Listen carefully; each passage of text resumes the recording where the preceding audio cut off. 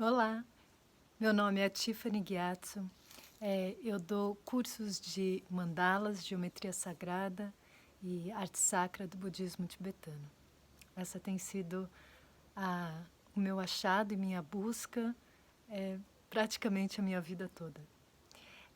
E hoje eu quero falar sobre o símbolo muito visto, muito conhecido do taoísmo, que é o Yin Yang. E basicamente a gente sabe que ele significa a união dos opostos, o masculino e o feminino, mas vamos aprofundar um pouquinho mais na grande sabedoria que ele abraça, né?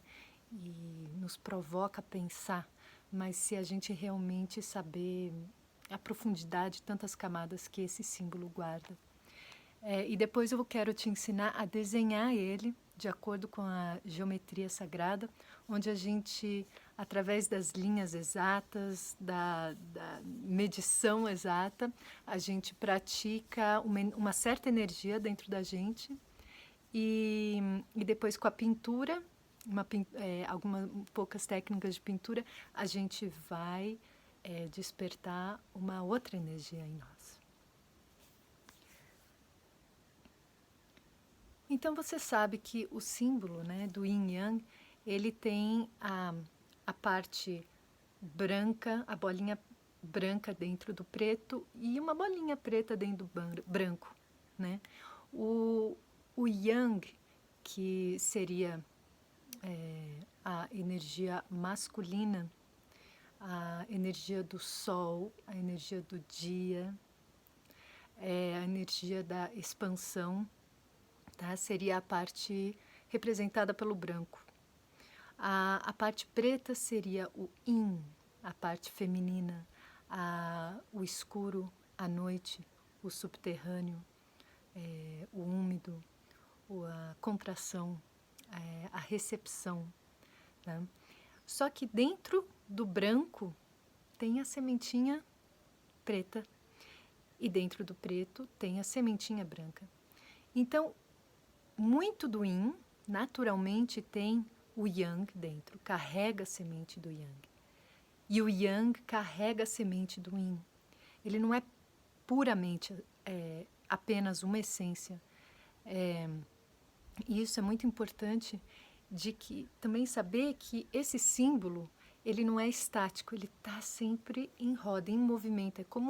É como as camadas de ar na atmosfera, de que o calor do sol que bate no solo, ele esquenta o solo e levanta o ar quente, fazendo com a troca de ar e cria assim os ventos, e os ventos levam as sementes e até as marés, e é por essa diferença de temperatura. Então, tenta imaginar que é sempre o yin yang em si, é sempre a própria atmosfera, né? Um penetrando no outro, né? Trazendo essa dança. Então, quando a gente olha, por exemplo, o fim do dia, né? É o yang se tornando o yin. Só que do outro lado do mundo é o contrário, né? Então, as duas coisas estão acontecendo. Enquanto um lado da Terra está se tornando dia, no outro está se tornando noite, né? E se fosse de dia o tempo inteiro, as plantas iam morrer de tanto calor, de tanta luz, né? Os bichos não iam dormir, a gente não ia dormir, se fosse sempre de dia. Então a gente precisa esse outro momento do oposto da ação, por exemplo, onde a gente vai para o nosso inconsciente, por exemplo, e adormece. A gente precisa um tempo da sombra e água fresca. A gente precisa também esfriar, a gente precisa parar. E isso traz a gente para contemplar muito a natureza. O taoísmo é muito sobre aprender diretamente com a natureza. Você realmente estar com a natureza e poder aprender a partir da sua contemplação, com a sua presença nela, né? Mais do que uma teoria falada. Por isso eu vou trazer assim imagens que a gente pode realmente relacionar com o nosso dia a dia.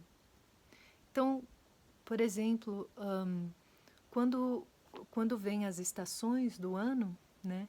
Primeiro aquela primavera cheia de flores e os bichos excitados, vem o verão quente, torrando tudo, as chuvas fortes, vem outono, cai as folhas e neve, né? Talvez aqui não no Brasil, mas neve cai e todas as folhas morrem. Tudo resseca, tudo morre no frio. E aí devagar, quando o sol vem, toda aquela energia que as plantas guardaram e hibernaram em suas raízes, elas vêm com uma fome de vida e brota novas flores, é como se fossem novas ideias podem surgir. E muito do sofrimento nosso vem quando a gente justamente resiste à natureza, né? E nossa natureza é cíclica, né? Então, dentro da vida tem a semente da morte e dentro da morte tem a semente da vida. Lembra? No branco tem o preto e no preto tem o branco, né? Ela já carrega aquilo. Então, quando as árvores morrem, todas as suas folhas e suas sementes caem e elas mesmas se tornem adubo para que em breve, depois da hibernação, a própria folha seca, os próprios galhos mortos é que vão servir de adubo para quando surgir as condições para nascer de novo. E quando a gente sente aquele vento gelado de uma tempestade gelada vindo na nossa vida, a gente sente que algo vai mudar, que a gente vai perder as nossas folhas, os nossos frutos, a gente vai perder, a gente se agarra e fala, não quero perder essas flores, esses frutos são lindos. E aí cria realmente essa é a real semente do sofrimento, quando a gente resiste o ciclo natural. A gente se agarra aos frutos e os frutos apodrecem dentro das nossas próprias mãos. E a gente vive essa meleca que às vezes acontece quando a gente não aceita o que a vida nos apresenta. Então, se a gente conseguir estar realmente em sintonia com a natureza, tanto externa, né, um nível de observação mesmo da natureza, a gente consegue se voltar também para a natureza do nosso coração, para a natureza selvagem, a natureza original, não baseada num conceito, num estilo de vida artificial, onde é muito vendido por um mundo capitalista de que você tem que estar feliz o tempo inteiro, de que você tem que estar satisfeito o tempo inteiro, de que você tem que estar sempre numa primavera, parece, né? Mas existe grande virtude nos invernos e no ciclo de vida e morte, morte e vida, vida e morte.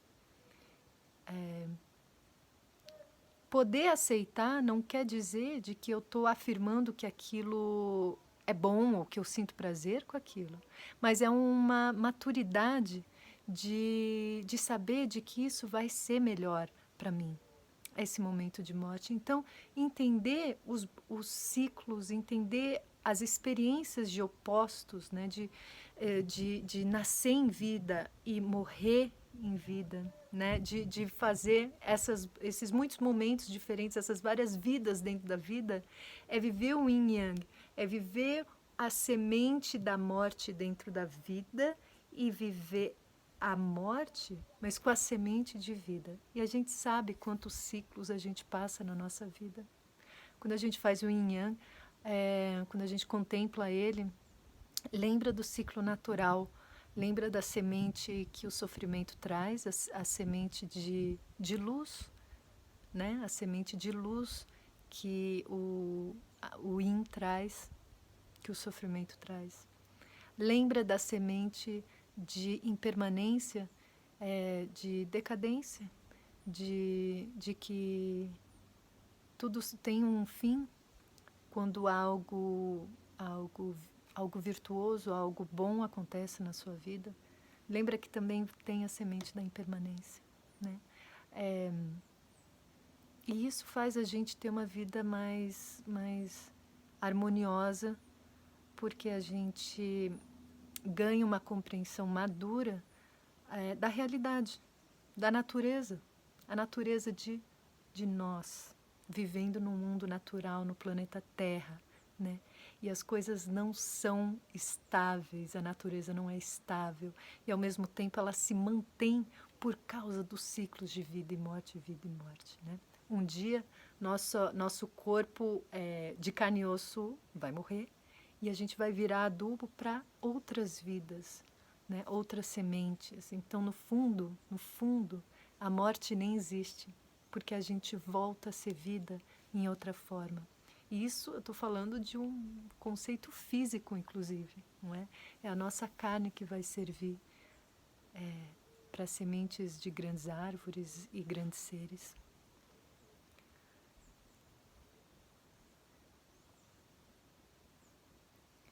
É muito importante, então, nas nossas relações, na nossa vida, relações com a família, relações em casal, relações de culturas, entender a profunda necessidade e beleza e dinâmica que traz as diferenças entre um e o outro, especialmente a diferença entre o homem e a mulher.